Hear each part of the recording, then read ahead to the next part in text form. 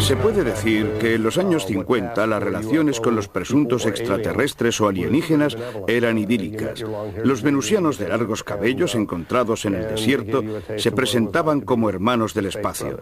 Pero las cosas fueron muy distintas en el caso de Betty y Barney Hill. Fue el primer caso de secuestro e impresionó mucho a la opinión pública. Las cosas cambiaron. Los alienígenas se convirtieron en pequeños seres que no tenían nada de humano. Hacían cosas extrañas, como llevarse a los hombres a bordo de sus naves. Realizaban operaciones de naturaleza misteriosa e inquietante. Sin duda, un cambio de rumbo importante en la historia de la ufología. Contribuyó a que no solo los ufólogos, sino la gente en general, aceptaran la idea de que los extraterrestres estaban aquí, pero además querían hacernos algo. El secuestro de Betty y Barney Hill tuvo lugar en 1961, pero realmente no se dio a conocer a la opinión pública hasta 1964 o 65, cuando se habló de él en un artículo de una revista y posteriormente en un libro. Fue el primer caso de secuestro en Estados Unidos dado a conocer tanto al público como a la comunidad de investigadores. Me llamo Betty Hill. Mi marido Barney y yo fuimos las primeras personas de este planeta secuestradas por astronautas procedentes de otro sistema solar. El primer encuentro cercano ovni que estudié fue el del matrimonio Hill en 1961, hoy día ya famoso. Se trata de una piedra miliar, ya que por primera vez se verificaba el fenómeno del missing time, del que poco se sabía. El vacío temporal se convirtió en un parámetro para los secuestros posteriores. Apareció en el cielo como una nueva estrella. Luego de repente empezó a moverse. Pasó por delante de la luna. Entonces detuvimos el coche para mirar mejor. No era una estrella, quizá fuera un satélite. Barney decidió coger los prismáticos para tratar de identificar ese objeto. Salió del coche mientras yo permanecía dentro. Miró hacia el vehículo volador y vio unos seres muy parecidos a nosotros que le miraban desde unas ventanillas. En ese momento el vehículo volador empezó a descender. Barney tuvo la impresión de que estaban intentando capturarlo. Volvió a subirse al coche y arrancamos a toda velocidad hacia la autopista para no ser alcanzados. Oímos una serie de sonidos intermitentes. Luego, por motivos inexplicables, Barney abandonó la autopista para entrar en una carretera secundaria. Poco antes de tomar el camino de tierra, vimos lo que pensamos que era la luna al anochecer, sobre la cual se recortaban los árboles. Luego dejamos el camino para dirigirnos hacia casa. En cuanto entramos en la autopista, volvimos a oír esos ruidos intermitentes, tras lo cual nos fuimos a casa. Fui a Portsmouth, en New Hampshire, para entrevistar a la pareja. Obviamente se trataba de un encuentro cercano. Nunca hasta entonces me había hallado ante un caso parecido, y era escéptico. Pienso que es bueno ser escépticos cuando se analizan casos de esta índole. Pero después de interrogarles por espacio de 6 o 7 horas, quedé muy impresionado por la sinceridad de su testimonio. Los seres eran 11. Había uno que, para identificarlos mejor, decidimos que debía ser el jefe. Era el que se expresaba en inglés. Luego estaba el examinador que realizaba las pruebas. Y los demás, que en nuestra opinión eran miembros de la tripulación, porque estaban fuera, en el corredor. Eran 9. Los rasgos de mis 2 examinadores eran básicamente similares. Me examinaron los oídos, la nariz, la garganta, los ojos y tomaron muestras de cabellos y piel. Estaban muy interesados por nuestros pies. Me tumbaron sobre la mesa y trataron de introducirme un instrumento puntiagudo en la vagina. Me dijo que era una prueba de embarazo. Yo repliqué que no existían pruebas de embarazo, que pruebas así eran desconocidas en nuestro planeta. 2 semanas después del encuentro, Betty comenzó a tener pesadillas.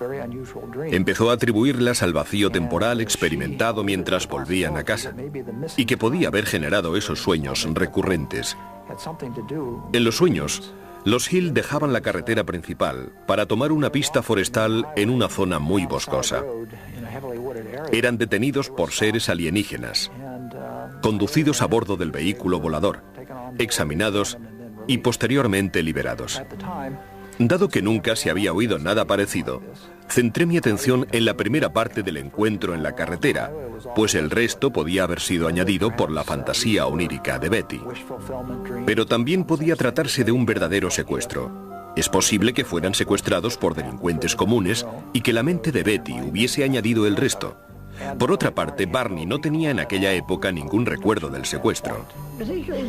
Barney era de ideas algo cerradas y para él fue un shock emocional notable. Empezó a tener problemas de salud. Estados de ansiedad, saltos de tensión, problemas de estómago. Y no respondía a los tratamientos. Su médico pensó que quizá la impresión, el shock, le impedían curarse. Envió así a Barney a un psiquiatra que trabajaba en su mismo edificio. Barney empezó a acudir a su consulta con regularidad y hablar de su infancia y todo lo demás. Un día, nada más entrar, el psiquiatra le preguntó: ¿qué habéis hecho durante el fin de semana? Barney dijo que habíamos ido al campo a buscar aquel lugar. El doctor le interrogó durante largo tiempo y después de esa sesión nos remitió a Barney y a mí al doctor Benjamin Simon. 3 años después, fueron ambos hipnotizados por el doctor Benjamin Simon, de Boston. El escenario era el de un secuestro alienígena, como ya se sabe.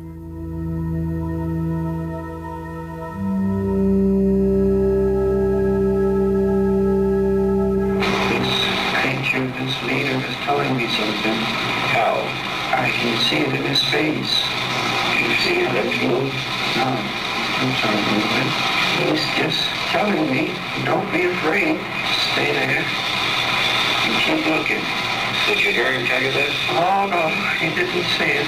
You felt he said it. I know. I'll take it in my head. All right. Pull the binoculars away. God, give me strength. All right. Pull it down. Run! Pull the binoculars down and run. God! If there's a God, give me strength. I gotta get away. Oh! Hey! We gotta get away, buddy! All right. Calm down. I'm tired. I gotta get away. Oh. Calm down. You're still asleep. I said to him, this has been quite an experience that no one would ever believe me. And that what I needed was some proof that this had really happened. He laughed. Will you come back? Can we work out something? And he said, I don't know. It's not my decision to make. If we decide to come back, we'll be able to find you, all right. But I said, but I don't live around here. I don't live in this area. And he said, we'll find you. And I said, how? How will you find me? I'll amaze the people. And he said, we will. We do find those we want to. And I said, well, now what do you mean by that remark? And he just laughed. Desearía subrayar que mi campo específico de investigación era la astronomía. Al término de una sesión de hipnosis, Betty consiguió extrapolar de la memoria el boceto de un mapa estelar que el jefe de los alienígenas le había mostrado.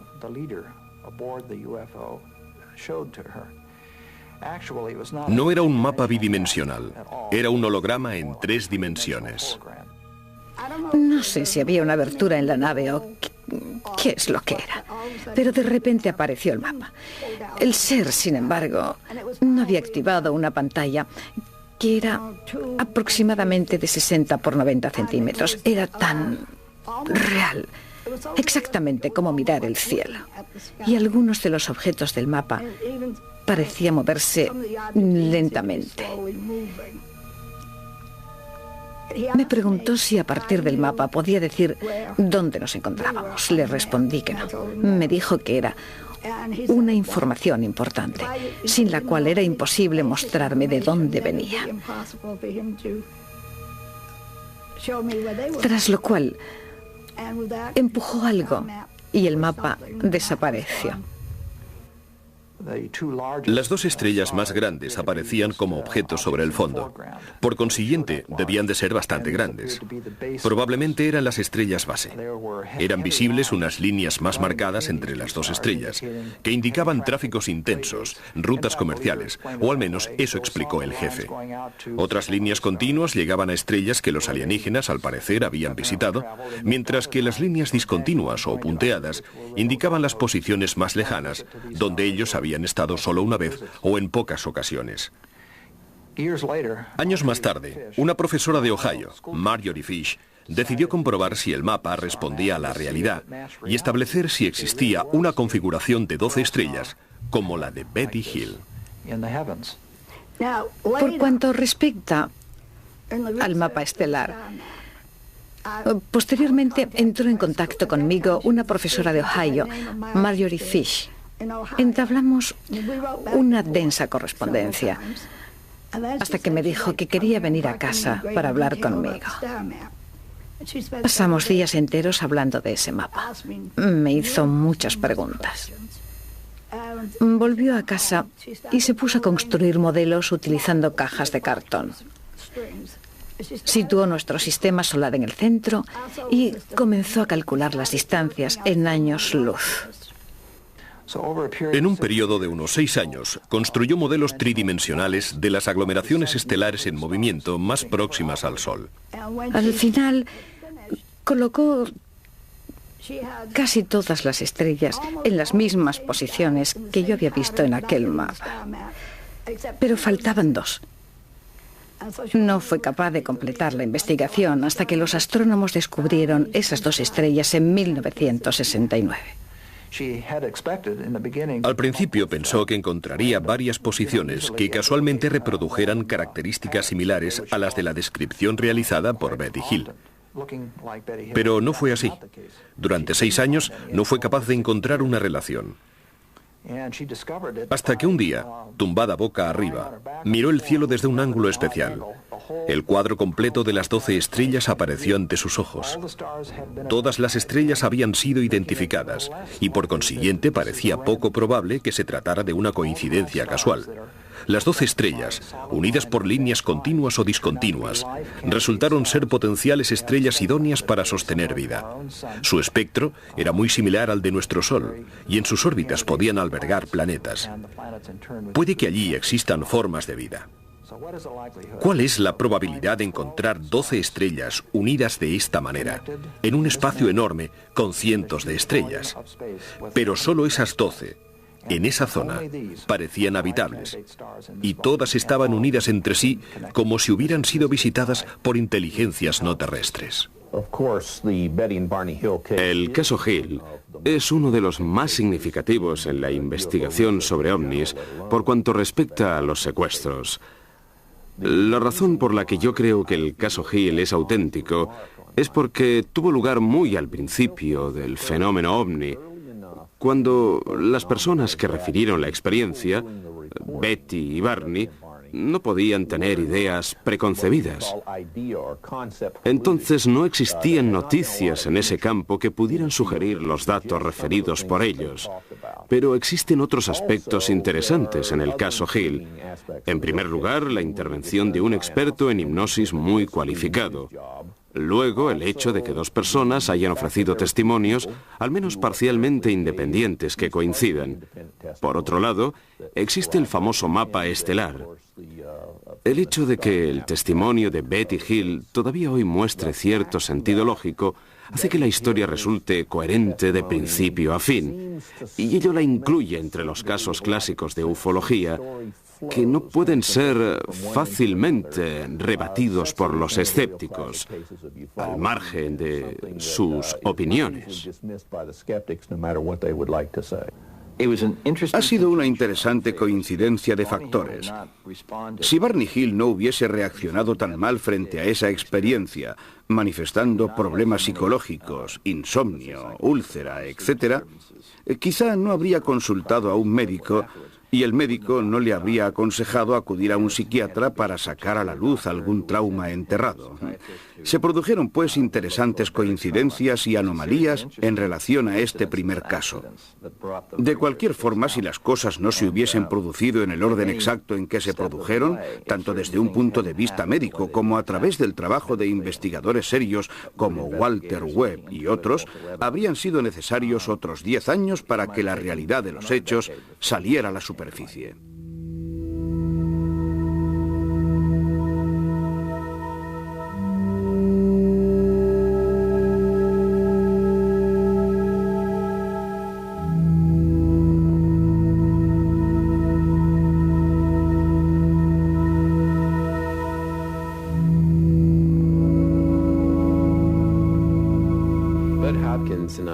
Con Bud Hopkins formulé la hipótesis de nuevas metodologías. Para los niños aplicamos un procedimiento similar al de los reconocimientos policiales. Se les enseñan unas figuras y se observan sus reacciones. Un artista había preparado una serie de dibujos. Un policía, Batman, una niña, una calavera y una bruja. Una tortuga ninja y un rostro de alienígena que se parece a la calavera, pero no es igual.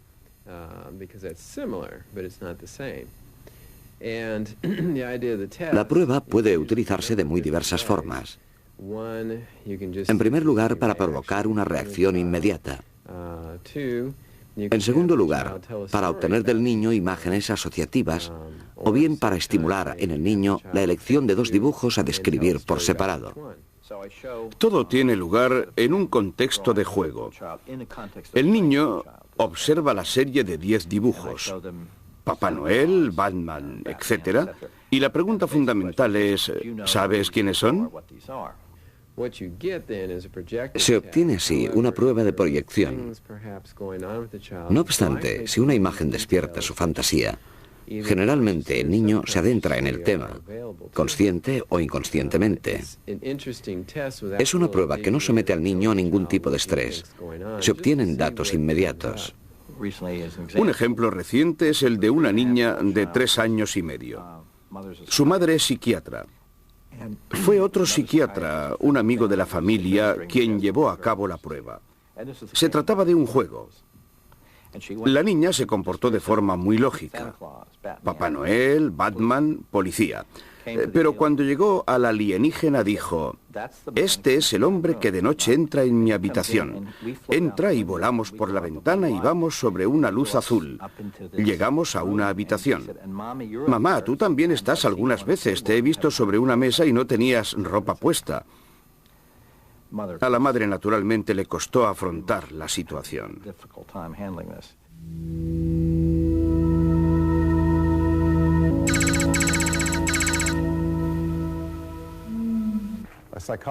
Una amiga psicóloga me preguntó si quería conocer a Bud Hopkins. Me explicó que Hopkins estudiaba a personas que sostenían que habían sido conducidas a bordo de un ovni. A mí todo eso me pareció simplemente ridículo. Pensé que Hopkins debía ser una extraña persona. Ella me dijo, no, se toma el asunto muy en serio. En nuestro país hay varias personas interesadas en la investigación de casos de secuestro por parte de extraterrestres. Es algo natural, ya que esta es la única área de la ufología en la que existe una posibilidad concreta de analizar al menos una parte de la experiencia repetidamente, porque se trata de víctimas cíclicas. El carácter repetitivo del fenómeno podría proporcionar datos muy valiosos que estén básicamente bajo el control de los investigadores. Existen así personas como Bud Hopkins, cuyo trabajo de investigación sobre los ovnis es reconocido a nivel internacional y que representa un planteamiento válido para un estudio moderno sobre los secuestros por parte de extraterrestres. Lo que realizamos es de hecho un tipo de terapia, aunque no tengamos una titulación específica. Naturalmente existen psicólogos sobradamente acreditados como el Dr. Mack, pero en su mayor parte se trata de entusiastas que se ven obligados a improvisar cuando asisten a gente que ha vivido experiencias extremadamente traumáticas. Consideramos, por ejemplo, a un terapeuta profesional ante un veterano del Vietnam afectado de estrés postraumático. Por lo menos, él puede asegurar al veterano que la guerra ha terminado y hace tiempo. Es decir, los recuerdos son reales. En cambio, yo no puedo asegurar nada a los secuestrados. Lo que más claramente recordé bajo hipnosis es que me introdujeron una sonda en la nariz. Me cubrieron la cara con una gelatina fría. No sé qué más me hicieron. Solo sé que durante cerca de 6 meses, y mi madre lo confirmó, mi nariz sangraba continuamente, algo que nunca me había sucedido antes. Se me cauterizó la nariz en varias ocasiones. Teóricamente, es posible que me introdujeran una especie de implante que luego había tragado y expulsado. Fue curioso descubrir hasta qué punto eran normales los secuestrados. Individuos cordiales e interesantes, pero sin duda no destacables desde un punto de vista psiquiátrico. No era gente que te llamara la atención a primera vista o sujetos afectados por mitomanía o, en definitiva, peculiares. Eran simplemente personas que se habían encontrado en su vida con un fenómeno extraordinario. El de Kathy Davis es otro caso importante del libro de Bud Hopkins, Intruders.